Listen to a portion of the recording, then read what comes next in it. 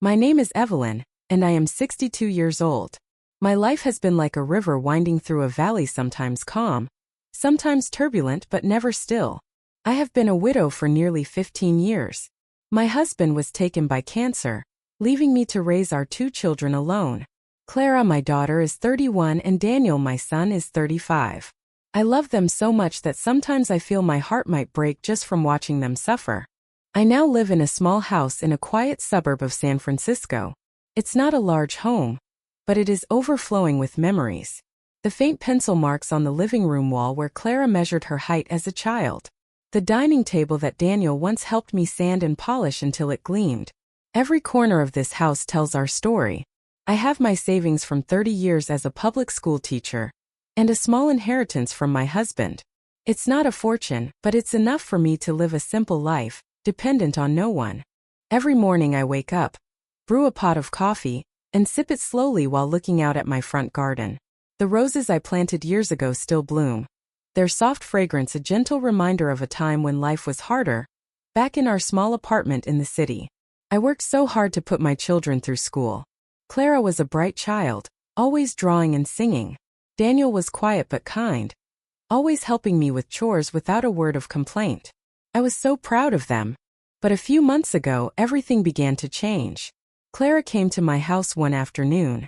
She was dressed impeccably in designer clothes, carrying an expensive handbag. I looked at her and felt, for a moment, like I didn't recognize my own daughter. She sat on the sofa, a large diamond engagement ring sparkling on her finger. "Mom," she said, her voice electric with excitement. "I'm getting married. Julian proposed." I smiled at her, genuinely happy for her joy. Julian, her fiancé, was a young, promising tech entrepreneur. I had met him a few times. He was well-spoken, but something in his polished smile made me uneasy. I asked Clara about the wedding. She told me she wanted a grand affair, a 5-star hotel in the city, a designer gown, a famous band, and hundreds of guests. I listened, my heart beginning to pound. "We think the total cost will be around $250,000, she continued, as if it were a perfectly normal thing to say. I was silent for a moment. $250,000. It was more than my entire life savings. I asked her in a calm voice, "Do you really think we need something that big? A wedding is about love, not about showing off." Clara's brow furrowed instantly. "You don't understand, Mom. Julian has a certain status. I have to have a wedding that reflects that. Everyone is expecting something spectacular." I tried to explain. I told her I was happy to help, but that amount was far beyond what I could afford. I suggested a simpler, more intimate ceremony that was just as meaningful. Clara wouldn't listen. She stood up, her eyes filled with disappointment. "If you won't help, I'll figure it out myself," she said, her voice cold, and walked out of my house. Since that day, Clara has barely contacted me. My phone is silent. No texts, no calls. I sit and look at the family photos on the mantelpiece, a picture of the 3 of us, beaming on Clara's graduation day. Tears fall without my noticing. I wonder what I did wrong. Did I raise her the wrong way? Or is this just a difficult moment we have to pass through? I decided to call Daniel. He lives in the city, working as an engineer. Daniel has always been the calm one. He listened to my entire story without interruption. "Mom," he said when I finished, "I think Clara might be influenced by Julian. I've met him a few times. He seems like someone who places too much importance on money and social status." Daniel's words made me think.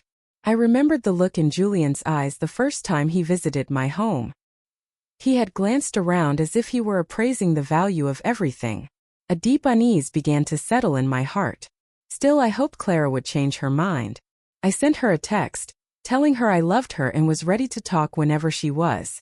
My message was marked as read, but no reply ever came. The days passed. I tried to live my life as usual, going to the market, talking to my neighbors, watering my roses, but the heavy feeling in my chest never went away. I spent many sleepless nights thinking of Clara, of what I should do. I began to question my decision.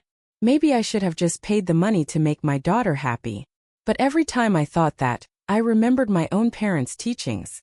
Love and sincerity are worth more than any material thing. One morning, as I was sipping tea in my garden, I received a text from Clara. Mom, I'm sorry I've been distant. I want to see you. Let's have dinner. I want to talk. I read the message over and over, my heart pounding with hope. I wanted to believe this was a chance for us to reconcile. I agreed immediately, not knowing that this decision would change my life forever. The days after Clara's text message stretched into a new, heavier silence. I sat in my living room, staring at the phone on the coffee table, willing it to ring. But nothing came. No follow-up text, no call. The quiet was oppressive, a weight pressing down on my heart. I told myself to be patient. Maybe Clara was busy. Maybe she was still angry. But deep down I sensed a shift, something that frightened me. I walked out to the backyard, to the old oak tree my husband had planted when we first moved here. I sat beneath its sprawling branches, watching the leaves rustle in the breeze. I remembered Clara as a little girl, running in circles around this very tree, giggling as I pretended to catch her. The memories were so vivid they felt like yesterday, but the Clara of today felt like a stranger. I asked myself over and over what I had done wrong. Had I not been a good enough mother? Or had the world changed her? To distract myself, I began to clean the house. I swept the floors, dusted the shelves, and organized my closets. But with every pause, the image of Clara on that day, the day she asked for $250,000, flashed in my mind. Her eyes had been full of expectation. But there was something else, something I couldn't place. It wasn't just the desire for a lavish wedding. It was as if she were being driven by something else. My thoughts drifted to Julian, her fiancé, the man with the easy smile and cold eyes. I had tried asking Clara about him, but she always changed the subject. One night sleep wouldn't come. I got up and sat at the dining table, nursing a cup of warm water. I decided to call Daniel. My son had always been my rock. He answered on the second ring, his voice groggy. Mom? Is everything okay? It's late. I apologized for bothering him and then told him everything: Clara's silence, my unease about Julian, and the fear that was beginning to take root in my heart. Daniel listened patiently. When I finished, he spoke in a serious tone. Mom, I think we need to be careful with Julian. I've heard things about him in business circles. He has a reputation for being clever, but not always honest. Daniel's words were like a lit match in my mind. My suspicion grew. The next morning, I woke with a new resolve. I called Mr. Thompson, the lawyer who had helped me with my husband's estate years ago. Abe Thompson was a kind man in his 50s, soft-spoken but sharp as a tack. I arranged to meet him at a small coffee shop near my house. I told him the entire story, from Clara's request to my gut feeling about Julian. Mr. Thompson listened in silence. Then he asked, Evelyn, what is the current status of your assets? I told him I had my savings in a bank account, this house, and a small plot of land from my parents. He nodded. If you feel unsafe, he said, I recommend transferring the majority of your assets into an irrevocable trust. You can designate the beneficiaries and the trustee. I paused. The term irrevocable trust sounded complex, but Mr. Thompson explained it in simple terms. It would protect my assets from anyone who might have ill intentions, including being forced to sign any documents. I asked him what would happen if I wanted my future grandchildren to benefit from the money. He smiled and said we could name them as the beneficiaries, with Daniel as the trustee. I spent a few days thinking. The decision was not easy. It felt like an admission that I didn't trust my own daughter. Every time I thought of Clara, my heart ached. But I knew I had to protect myself. I was not just a mother. I was a woman who had fought her whole life for her family. I would not let anyone destroy what I had built. Finally, I called Mr. Thompson and agreed. We met at his office. I signed the documents to transfer my savings and the land into the trust. I designated Daniel as the trustee and any future grandchildren as the beneficiaries. I kept the house in my name so I would always have a place to live. Mr. Thompson assured me that the trust was airtight. No one could break it, no matter how hard they tried. I felt a sense of relief but also a profound sadness. I hoped I would never have to rely on this plan. Afterward, I called Daniel and told him everything. He was quiet for a moment before saying, You did the right thing, Mom. I'll take care of everything. I was so grateful to have him. Daniel had been the pillar of our family since my husband passed. The days went on. I tried to resume my normal life. I went to the local community market on Sundays, chatted with my neighbors, and started a small vegetable patch in the backyard. But the sense of unease lingered. I felt like a storm was gathering, and I didn't know when it would hit. And then one day another text from Clara arrived. "Mom, I'm sorry for being so quiet. I'd love to see you. Can we have dinner at a restaurant in the city? I want to talk about the wedding." I read the message again and again, my heart pounding. I wanted to believe this was our chance to reconcile. I wanted to see Clara's smile the way it used to be. But Daniel's warning and my own intuition about Julian echoed in my mind. I sat down at my dining table, phone in hand. I typed a reply. "Of course, dear. I'll be there." But before I hit send, I called Daniel. "Dan," I said, my voice steadier than I felt. "Clara invited me to dinner. I'm going, but I need you on standby. If anything feels wrong, I'll text you." Daniel responded immediately. "You got it, Mom. I'll be nearby. And I'll let Mr. Thompson know to be ready, just in case." I pressed send on the message to Clara. My heart was a turbulent mix of hope and fear. I wanted to believe my daughter still loved me, that she was still the little girl who chased butterflies in the park. But deep down, I knew I had to be prepared for what might come. I didn't know what this dinner would bring, but I would not allow myself to be a victim. The day of the dinner with Clara arrived sooner than I expected. I woke early, the soft morning light filtering through my bedroom curtains. I sat on the edge of my bed, looking at my reflection in the mirror. My face was lined with age, but my eyes held a familiar determination. I told myself that today I had to be strong. No matter what happened, I would not let fear control me. I went to my closet and chose a simple, elegant dress of deep blue silk. My husband had once told me it made me look regal. I wanted Clara to see that her mother was still a woman of dignity. I dressed carefully, combed my hair, and put on a pearl necklace Clara had given me for my birthday years ago. I looked at the necklace in the mirror, feeling the weight of the memory.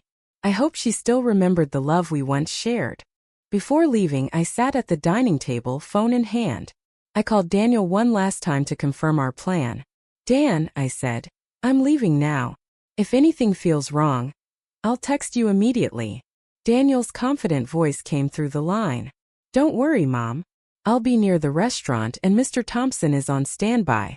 If you need me, I'll be there in minutes." I felt a wave of relief. I told him I loved him and hung up. I grabbed my small purse, walked out, and locked the door carefully. My front garden was peaceful, the roses releasing their gentle scent. I took a deep breath, trying to calm my nerves. The rideshare I'd called was waiting. I got in and gave the driver the address of the restaurant in the heart of San Francisco, a chic, upscale place Clara had chosen. I had seen it in magazines, with its floor-to-ceiling glass windows, glittering chandeliers, and a menu priced far beyond my usual budget. During the drive, I stared out the window at the city's hustle. The traffic was dense, the horns blared. I thought of Clara as a little girl when I used to take her to Golden Gate Park. She loved chasing butterflies and would laugh with delight when I bought her ice cream. The memory brought a smile to my lips, but it was tinged with pain. I wished I could have that little girl back, but I knew it was impossible. When the car arrived, I paid the fare and stepped out. I stood before the glass doors, peering inside. The tables were beautifully set with crisp white linens, and waiters in smart uniforms greeted guests with smiles. I took another deep breath and walked in with a steady stride. A hostess led me to a reserved tablia table for 3. I sat down, looking around. Clara hadn't arrived yet. I checked my watch. There were still 10 minutes until our meeting time. I ordered a glass of water and waited, my emotions in turmoil. I hoped Clara was coming with a sincere heart. I yearned to see her genuine smile, to hear her say she was sorry. But at the same time, suspicion gnawed at me. I remembered Daniel's warning about Julian. I remembered the look in Clara's eyes when she demanded the money. It was not the look of the daughter I knew. To calm myself, I took out my phone and scrolled through old photos. One of my favorites was a picture of me, Clara, and Daniel at a 4th of July barbecue 10 years ago. We were all laughing, happy and carefree. I looked at the photo, my eyes welling up. I prayed silently, hoping this dinner would be the start of a reconciliation. A moment later, I saw Clara walk in. She was as beautiful as ever, wearing a striking red dress, her long hair flowing. She smiled at me from a distance. I smiled back, trying to hide the anxiety in my heart. But then I saw him. Julian. He was walking right behind her, dressed in a tailored black suit, his hair slicked back. His smile seemed too confident. The air in my lungs suddenly felt heavy. I had expected to talk to Clara alone. Why was Julian here? Clara reached the table and leaned down to give me a light hug. "Mom, how are you?" she asked, her voice warm. I nodded, saying I was fine. She sat beside me while Julian took the seat opposite. He greeted me with a wide smile. "Hello, Evelyn. It's wonderful to see you again." I nodded at him but said nothing. I felt something in his tone that wasn't sincere. Clara began talking about the wedding, saying she and Julian had decided to scale it back a little, but still wanted it to be special. She looked at me with pleading eyes. "I want you to be a part of it, Mom," she said. "It's important to me." I listened silently, trying to read her. I wanted to believe she was speaking from the heart, but Julian's intense gaze made me deeply uncomfortable. I asked Clara what she needed from me. She hesitated for a moment before saying, "I just want you to support me, whatever that means." Her words were vague, her tone uncertain. Julian interjected. "Evelyn, I think we should be open with each other. About the costs and about the family's future." He said it with a smile, but it sent a chill down my spine. I paused, my hands trembling slightly in my lap. I felt like I was walking into a trap, but I forced myself to remain calm. I smiled at them and said I was happy to talk, but suggested we order our food first. I needed time. I picked up my phone, held it under the table, and discreetly typed a text to Daniel. "Dan, Julian is here. I have a bad feeling. Come now." I hit send and placed the phone back in my lap. I looked up at Clara and Julian and said in a placid voice, "Let's continue this conversation after we eat. I'm quite hungry." Clara smiled, but I saw the tension in her eyes. Julian nodded, but his smile had started to fade. I knew then that this dinner wasn't about reconciliation. Something was hidden beneath the surface, and I had to be ready to face it. The atmosphere at the table grew thick with tension. The glittering chandeliers above cast a warm glow, but it did nothing to soothe my nerves. Clara sat beside me, her smile looking forced. Across from me, Julian's fingers tapped a light, impatient rhythm on the table. I maintained a calm expression, but my heart was hammering against my ribs.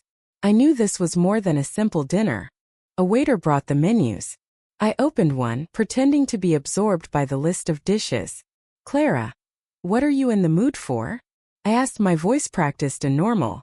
She hesitated before replying, "Anything is fine, Mom." Her own voice trembled slightly.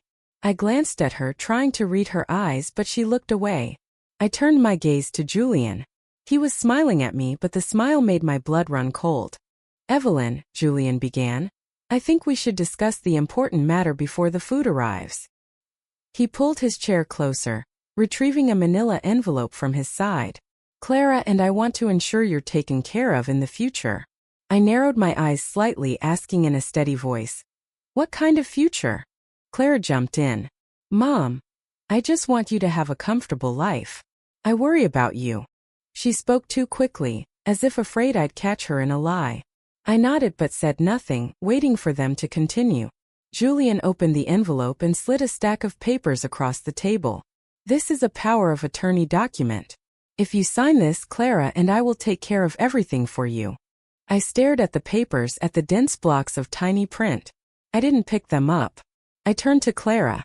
"Take care of everything? What does that mean?" She looked down, her hands twisting in her lap. "Well, your assets, the house. I don't want you to have to worry about things." My heart pounded harder. I felt a flush of heat rise to my face, but I forced myself to remain composed. I managed a small smile. "Thank you for the concern, but I'm perfectly capable of managing my own affairs." Julian let out a soft chuckle, but it sounded derisive. "Evelyn, I understand, but you're getting older. Managing assets is complex. It's better to let us handle it." I was silent for a moment, my hand under the table gripping my phone. I knew now, with chilling certainty, that this was a trap. A deep, profound pain pierced my heart. Clara, the daughter I had raised with love, was sitting here, trying to trick me into signing away everything I owned. I looked at her, hoping for a sign of hesitation, but she wouldn't meet my gaze. Julian, I said, my voice surprisingly calm. Why the rush? A decision like this takes time. He frowned slightly but kept smiling. Evelyn, it's for everyone's benefit. I just want our family to be secure. I nodded, pretending to consider it. I took a slow sip of water, buying myself a few more seconds. Under the table, my thumbs flew across the screen, typing another message to Daniel. Dan now. They're trying to make me sign papers. I hit send and put the phone back in my lap. The waiter arrived with our appetizers. I used the interruption to change the subject. Let's eat first. The food looks delicious, I said with a bright smile. Clara seemed slightly relieved. She picked up her fork, but Julian's eyes remained fixed on me, sharp and probing. An attorney? I asked, feigning confusion. What is he doing here? Julian replied smoothly. Mr. Vance is here to help explain the documents to you. It's very simple, just a signature. Mr. Vance sat next to Julian, opened his briefcase, and placed a thick stack of papers on the table. Mrs. Miller, he said, his voice soft but chillingly professional. This document will grant power of attorney to your daughter and Mr. Vance to manage your estate. It will relieve you of the burden in your later years. I looked at the documents but didn't touch them. I turned to Clara. Is this really what you want me to do? She looked down, silent. I felt a knife twist in my chest. Julian interjected. Evelyn, don't overthink it. It's for everyone's future, including your grandchildren. The word grandchildren was a calculated blow. He knew it was my weak spot. I had told Clara many times how much I wanted grandchildren, how I dreamed of seeing them run in my garden as she once had. Mr. Vance pressed on. If you don't sign, you may not be a part of your future grandchildren's lives. That would be a shame. A wave of fury rose in me, but I pushed it down. I smiled at them. This is a big decision. I need to think it over, I said slowly. I'm not one to rush into things. Julian's patience was wearing thin. He leaned forward. Evelyn, I don't want this to drag on. It's not good for the family. I feigned confusion. Drag on? I just need some time. I picked up my fork and took a slow bite of my food, as if nothing were wrong. I had to stall. Daniel had to be close. I glanced discreetly toward the restaurant entrance, praying I would see him. Clara spoke for the first time in minutes. Mom, I just wanted to make things easier. She looked at me, her eyes pleading, but I could see the conflict within them. I wanted to take her hand and tell her to stop this, but I knew I had to protect myself first. Mr. Vance began explaining the documents in complex legal jargon. I pretended to listen intently, but my mind was elsewhere. I thought of Clara as a child telling me I was her hero. Now she sat across from me, complicit in an attempt to destroy me. I felt tears welling up, but I swallowed them. Suddenly, I saw a familiar silhouette at the door. It was Daniel. He was wearing a dark blue suit that made him stand out. He caught my eye and gave a slight, reassuring nod. A wave of immense relief washed over me. Behind him, my lawyer Abe Thompson followed. I put my fork down and looked at Julian and Clara. It seems we have more guests, I said, my voice perfectly calm. Julian turned to look at the door, his expression changing instantly. Clara followed his gaze, her eyes wide with confusion. Daniel walked purposefully to our table, smiling at me. Hello, Mom. He then turned to Julian. And hello, Julian. It looks like I'm just in time. Abe Thompson sat down next to me, placing his own briefcase on the table. Evelyn, he said, his voice firm and confident. I think we should discuss these documents in detail. I looked at Clara. She shrank back in her chair, her face pale. I knew then that the game was about to change. A heavy silence fell over the table.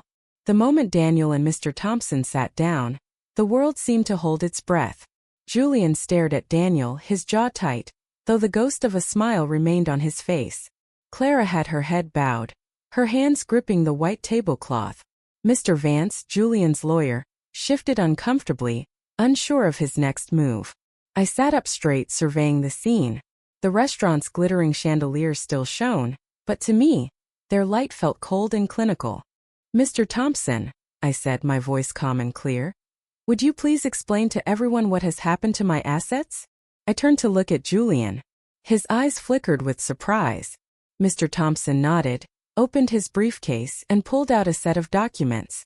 Mrs. Miller has recently decided to transfer the majority of her assets into an irrevocable trust, he announced, his words slow and deliberate.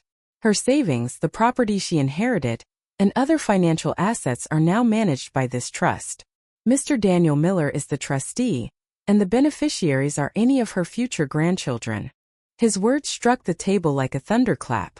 Julian froze, his confident expression dissolving into one of pure shock. Clara lifted her head, her eyes wide with a mixture of confusion and pain. "Mom," she whispered, but I raised a hand silencing her. "No one can touch those assets," Mr. Thompson continued, his voice firm. "Not with any document and not with any threat. Everything is protected by law." He turned his gaze to Mr. Vance. "Mr. Vance, as an attorney, you surely understand the legal standing of such an arrangement." Mr. Vance tried to compose himself, but a sheen of sweat had appeared on his forehead. "Of course," he stammered. "But my client and I were simply trying to make things easier for Mrs. Miller." "Easier?" I repeated, my voice now sharp as glass. "By forcing me to sign over power of attorney? By threatening me with my own grandchildren?" I turned to Clara. "You knew about this, didn't you? You knew what they were planning to do to me." Clara began to tremble, trying to speak, but the words caught in her throat. "Mom, I..." She looked at Julian as if for help, but he turned his head away. He began to speak, his voice rising. "Evelyn, you're misunderstanding. I was only trying to help this family." Daniel let out a short, mirthless laugh. "Help? By tricking my mother into signing everything over to you." He leaned forward, looking Julian directly in the eye. "I know your type. You think you're clever, but you picked the wrong family to mess with." Julian's face flushed a deep red. He turned to Mr. Vance. "Tell them the document is legal." Mr. Vance held up his hands, trying to de-escalate. "Everything is above board. I was simply..." "Enough," I cut in. My voice was loud and firm, and it commanded the attention of the entire table. I fixed my gaze on Clara, tears finally stinging my eyes, though I refused to let them fall. "You are my daughter. I raised you. I taught you about honesty, love, and respect. And you chose to stand on this side, on the side of a man who tried to destroy your own mother." Clara broke down, covering her face with her hands. "Mom, I didn't want it to be like this," she sobbed. Julian said it would be for the best." "The best for whom?" I asked. "For everyone or for him?" I glanced at Julian. He sat motionless, his hands clenched into fists on the table. I could see him searching for an escape route, but there was none. Mr. Thompson spoke again. "Mr. Vance, Julian, I suggest you cease these efforts immediately. If you proceed, I will be filing a formal complaint with the court for attempted fraud and coercion." He held up a file from his briefcase. "I have all the evidence we need, including recordings of my client's conversations with her son." Julian shot to his feet, his chair scraping loudly against the floor. "You have no right to threaten me," he yelled. But Daniel stood up too. He was taller than Julian, and his glare was like ice. "Sit down," Daniel said, his voice dangerously quiet. "If you don't want to make this worse." Julian hesitated, then sank back into his chair. Mr. Vance began packing his briefcase, clearly understanding the game was over. Clara was still sobbing, looking at me with eyes full of guilt. "Mom, I'm so sorry," she repeated over and over. "I never should have listened to him." I wanted to take her hand to tell her it was okay, but the wound was too deep. I took a slow, steadying breath. "Do you have any idea what you've done?" I asked her. "You didn't just betray me. You betrayed our family. You betrayed everything I ever taught you." Clara's sobs grew louder. She reached for my hand, but I pulled away. "I love you," I said, my voice breaking slightly. "But I will not allow anyone to harm me. Not even my own child." Daniel placed a hand on my shoulder, his touch gentle but firm. "Mom, I think we should go," he said. I nodded. But before I stood, I looked directly at Julian.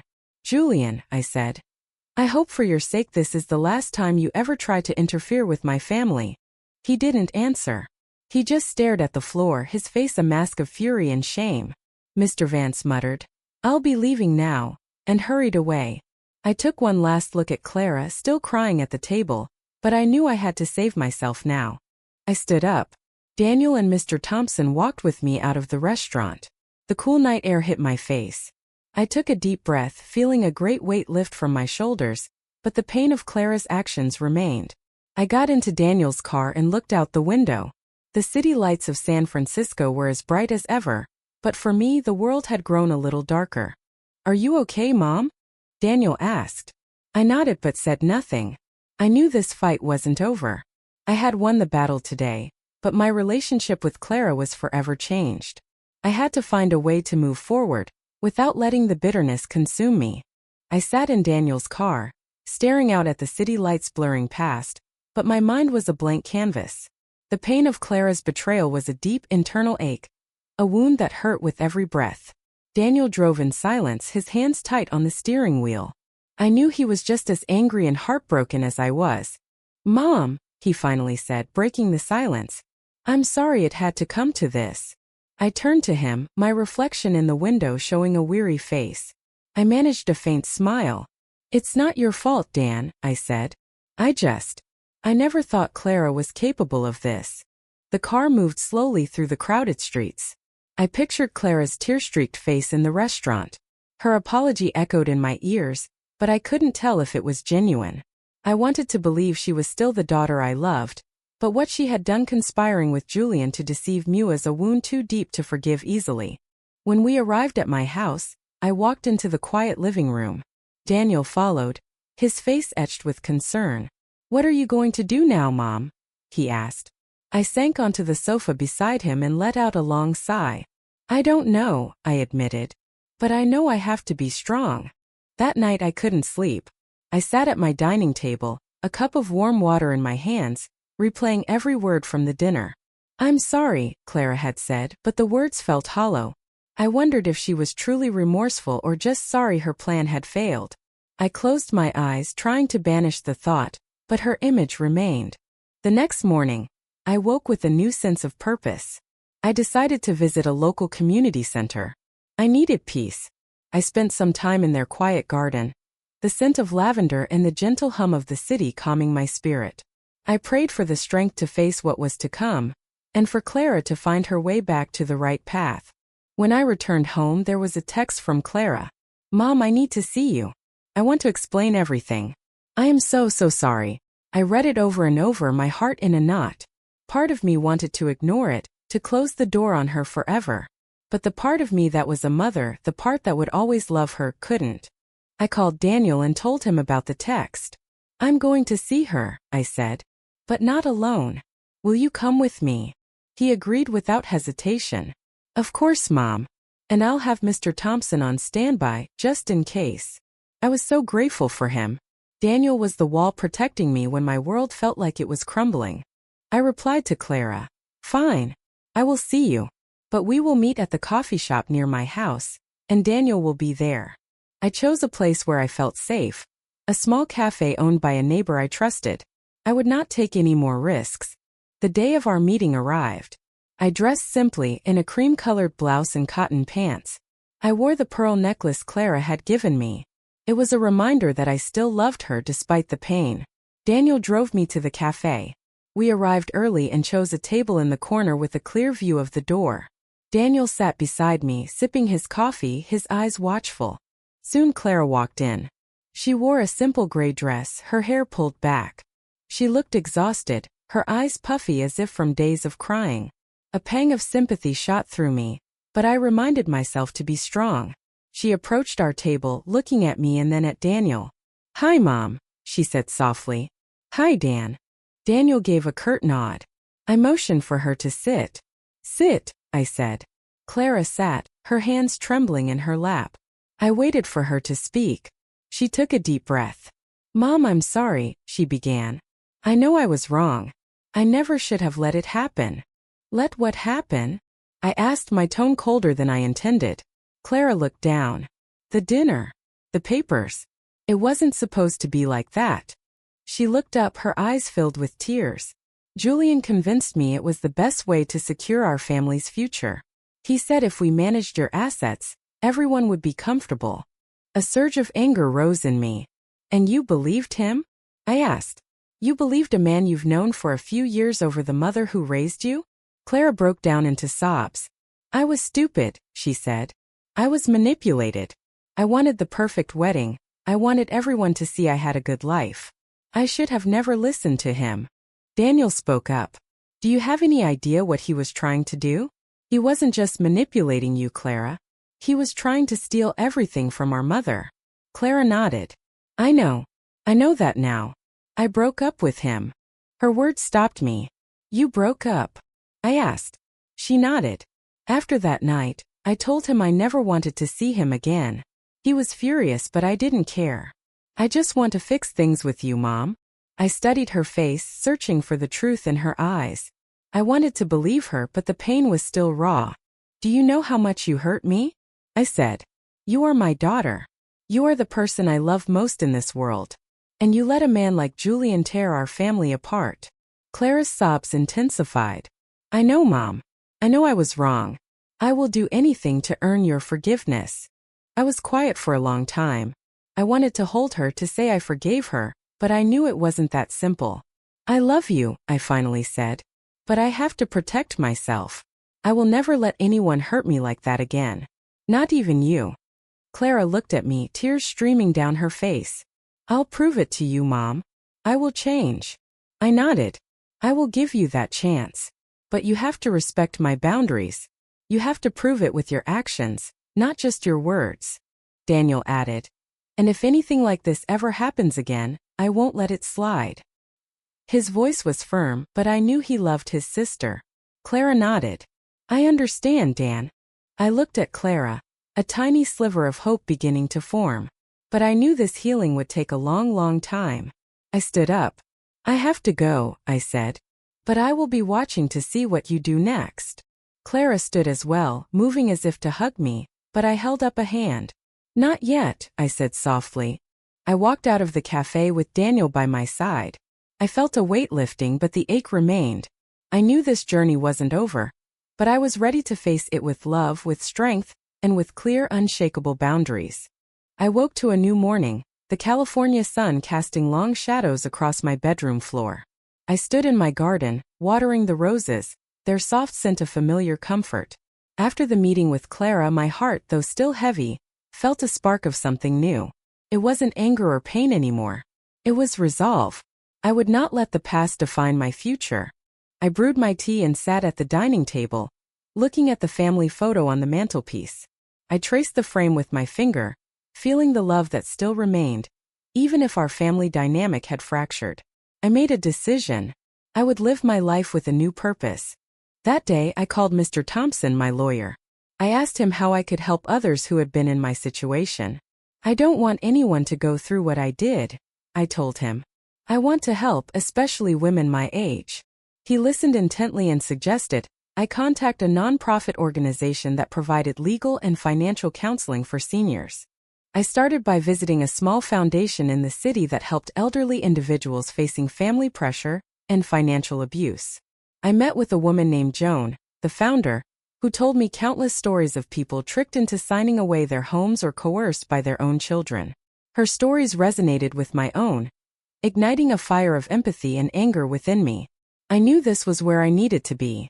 I want to help, I told Joan. I have experience. I know how it feels. Joan smiled warmly. Evelyn, you have a strong heart. We would be honored to have you. She introduced me to the team, and I began learning about basic counseling, legal document assistance, and emotional support. I started as a volunteer. I listened to the stories of women who came seeking help. A woman named Susan, 65, told me how her son had forced her to sign over the deed to her house. She wept as she spoke.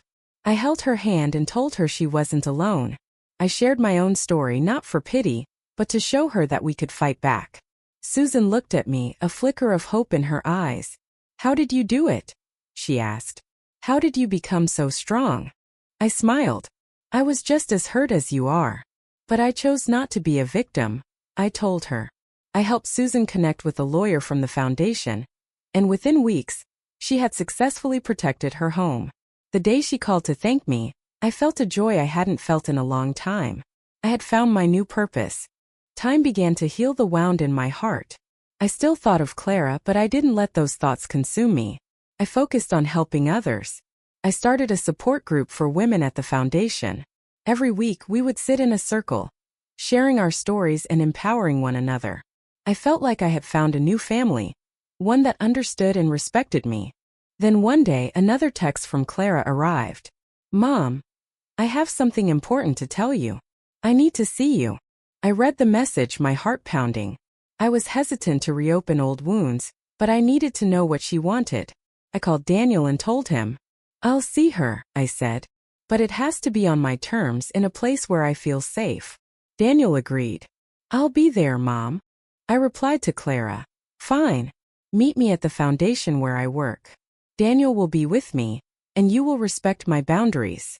I chose the foundation as our meeting place. It was my turf. I was in control. I braced myself for whatever might come, telling myself that no matter what, I would not let myself be hurt again. On the day of the meeting, Clara arrived looking pale. Her belly was slightly rounded, a fact I noticed with a jolt. I and Daniel were already seated in a small private room. "What did you want to tell me?" I asked directly. Clara took a deep breath. "Mom, I'm pregnant," she said softly. Her words felt like a small explosion in my chest. I stared at her, speechless for a moment. "Pregnant?" I finally asked. "Who's the father?" She looked down. It's Julian's," she admitted. "But I'm not with him anymore. I'm going to raise this baby on my own." A fresh wave of anger washed over me, but I suppressed it. I glanced at Daniel. He sat stoically, his expression unreadable but tense. "Why are you telling me this?" I asked. Clara looked up, her eyes pleading. "I wanted you to know. I want you to be a part of my child's life. I know I messed up, but I want to start over." I was silent for a long time. I thought of the innocent child about to come into the world. I wanted to be a part of that child's life. But I also knew I had to protect myself. "What do you want from me?" I asked. "I want you to give me a chance," she said. "I will prove to you that I've changed. I won't hurt you again."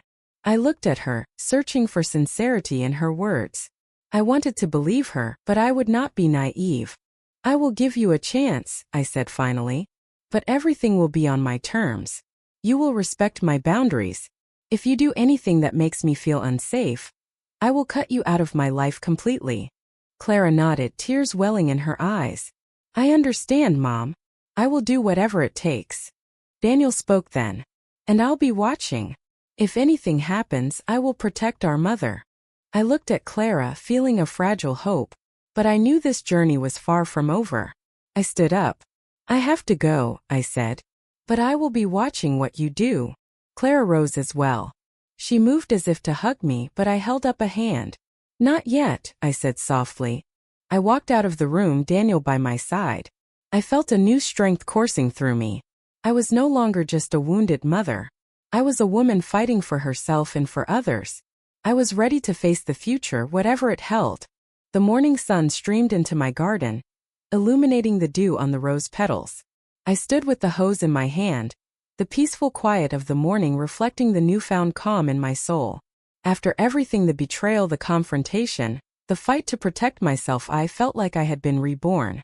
I was no longer just Evelyn, the wounded mother. I was Evelyn, the woman who chose to rise and live with purpose. I walked back inside, brewed my tea, and sat at the dining table. I opened my journal, its pages now filled with plans and ideas for the support group I had co-founded. We called it the Sunrise Circle, because I wanted the seniors who felt lost in darkness to see a new dawn.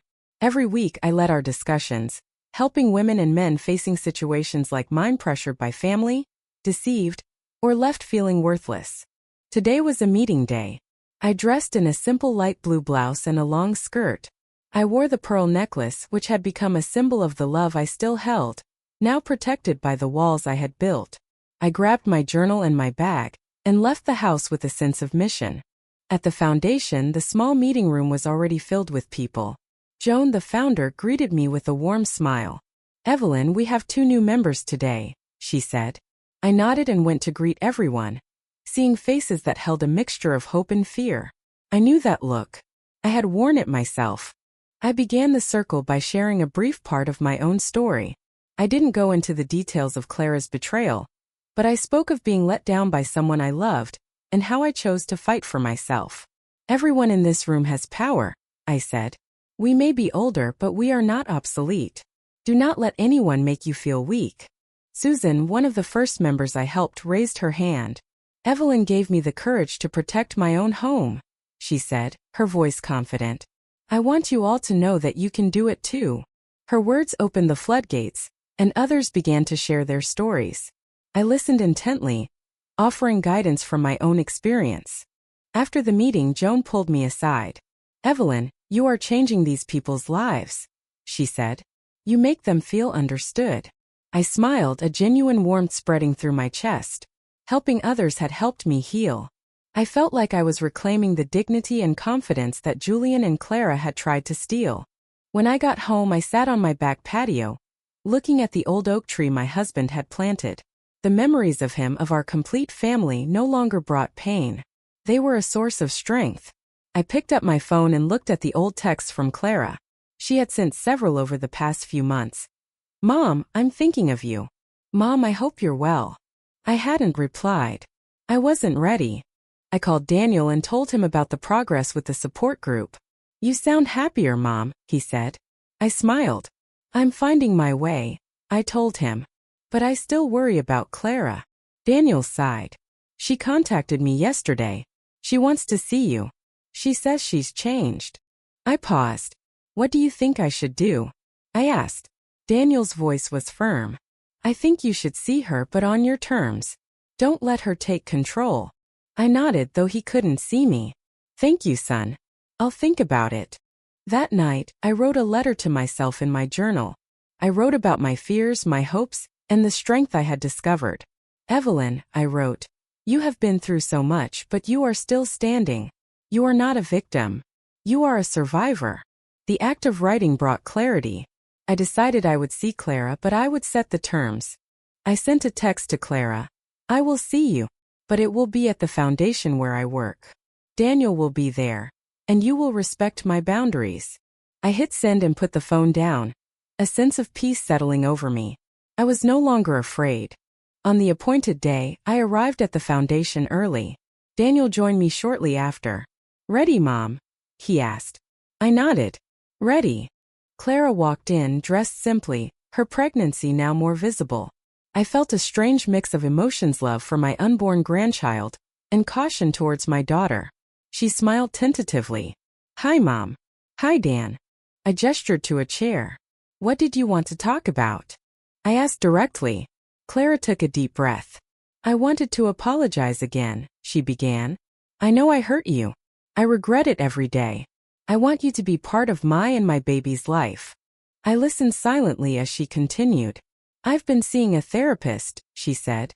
"I'm learning how my own fears and insecurities led me to make terrible choices. I want to be a better person for you, and for my child." Her words stopped me. I wanted to believe them. "What can you prove?" I asked. She handed me a small notebook. "I've been journaling my progress every day," she said. "I want you to see that I'm serious." I took the notebook but didn't open it. "I will read this," I said. "But I won't make any decisions now. I'm giving you a chance, but everything is on my terms." Clara nodded. "I understand, Mom. I'll wait." Daniel spoke. "And if anything makes Mom feel unsafe, I will handle it." His tone was uncompromising. Clara looked at him. "I understand, Dan. Thank you for giving me this chance." I stood up. "I have work to do," I said. "You can go now." Clara rose, looking like she wanted a hug, but I took a step back. "Not yet," I said softly. She gave a sad smile and left. I sat down, holding Clara's journal. I knew healing would take time, but a small, fragile hope began to grow. I looked at Daniel. "Did I do the right thing?"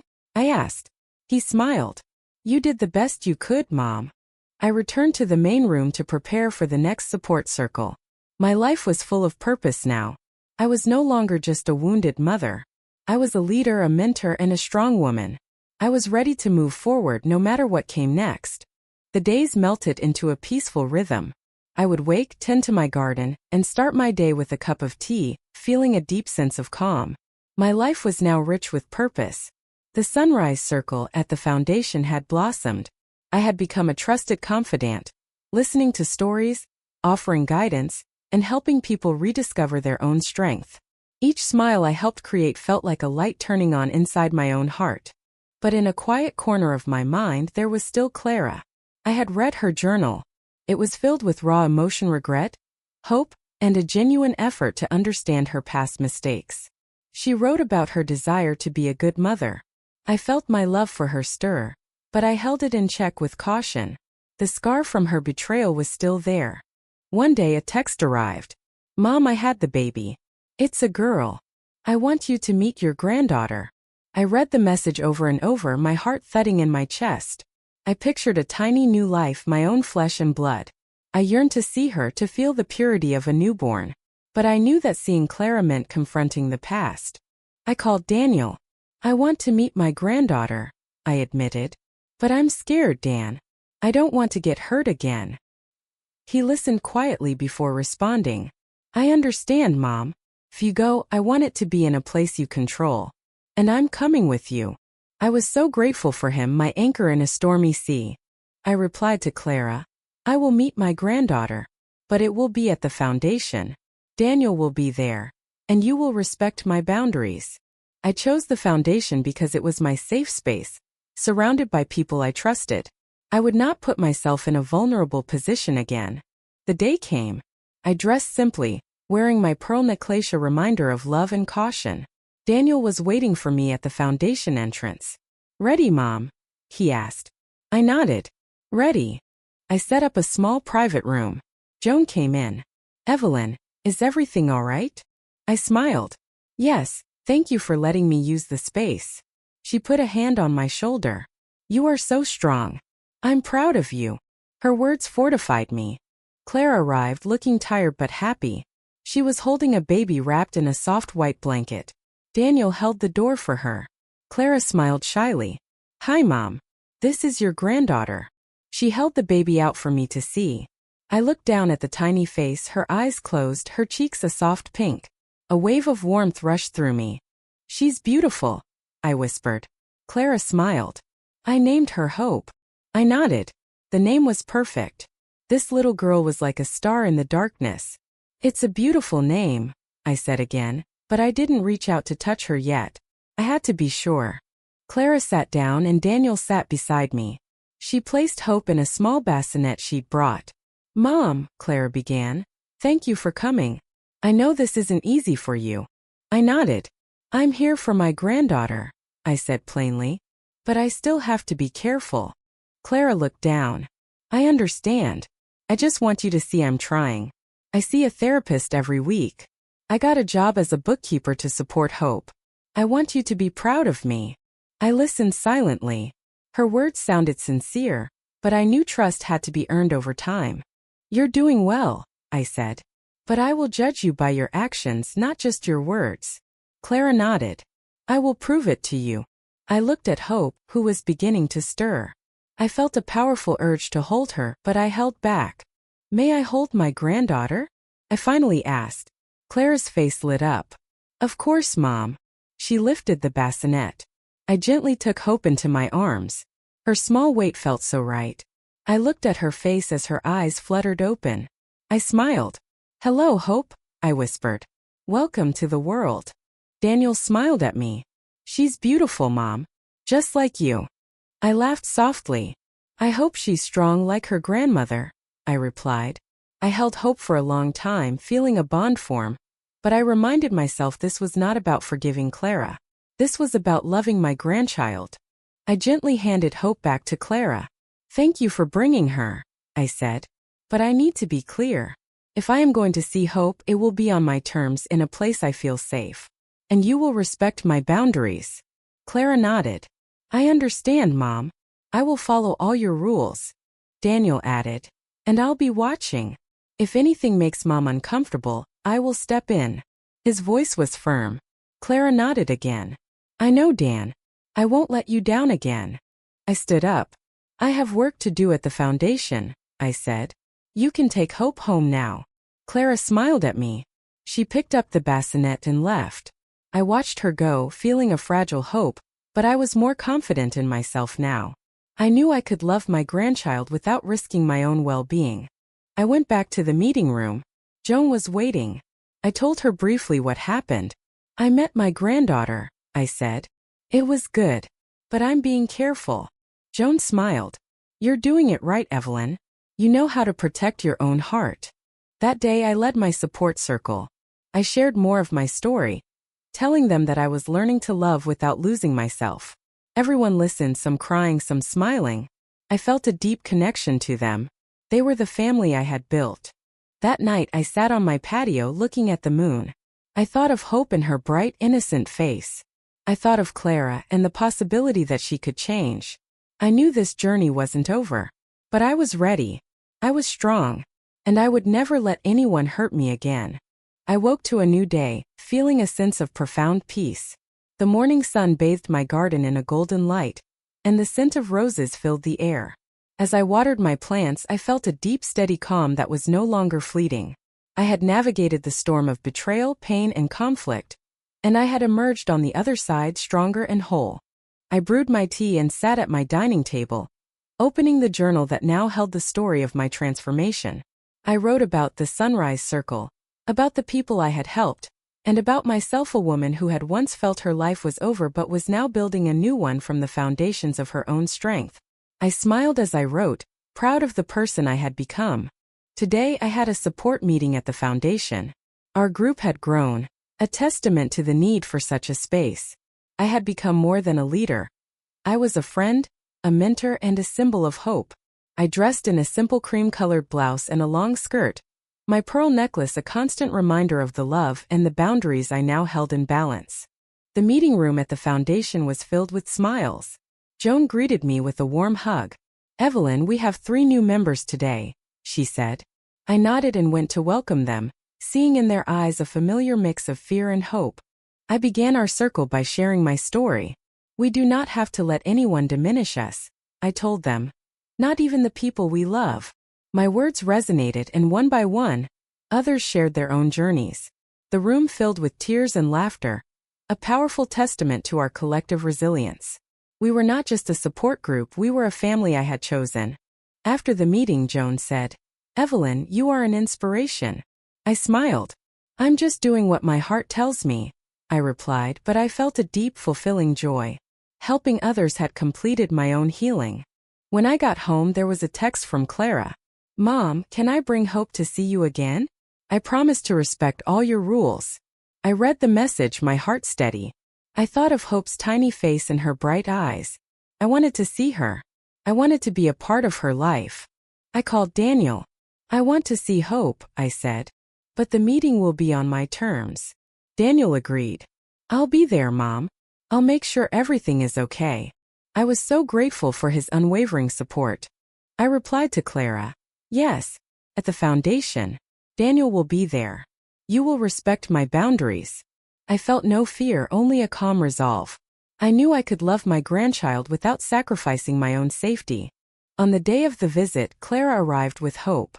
My granddaughter was a little bigger now, her eyes wide with curiosity. I smiled when I saw her. Clara smiled back. Hi, Mom. Hope is happy to see her grandma. I laughed softly. And Grandma is happy to see Hope. I sat beside the bassinet and let Hope's tiny hand grasp my finger. That simple touch filled my heart with warmth. I loved this little girl, and I knew I would do anything to protect her. Clara sat across from me. Mom, she began, thank you for this. I know I have a long way to go to prove myself. I nodded. You do, I said. I am giving you this chance, but I will be watching your actions. If I ever feel unsafe, this will end. Clara looked at me, her eyes clear and sincere. I understand, Mom. I will not disappoint you. I want Hope to grow up with a strong mother and an even stronger grandmother. Her words touched me. I saw a genuine change in her, but I knew that trust needed time to be rebuilt. I hope so, I said. But it will take time. As for Hope, I added, looking down at the baby, I will always love and protect her. I smiled at Clara. But everything will be on my terms. Daniel spoke up. And I will always be here to make sure of that. His voice was firm. Clara nodded. I know, Dan. I respect that. I spent a little while with Hope, singing her the same lullabies I had once sung to Clara. Clara watched, a quiet smile on her face. I felt a flicker of the old connection between us, a fragile bridge being built over a deep canyon. When it was time for them to leave, I handed Hope back to Clara. Thank you for bringing her, I said. I will see her again, but always in a place where I feel safe. Clara smiled. I understand, Mom. Thank you for loving Hope. I watched them go, feeling a sense of balance I had never known before. I loved my granddaughter and I still loved my daughter, but I would never again be a victim. I returned to the foundation and continued my work, my life now full of purpose and meaning. I was no longer just a mother or a grandmother. I was a leader, a mentor, and a woman of unshakable strength.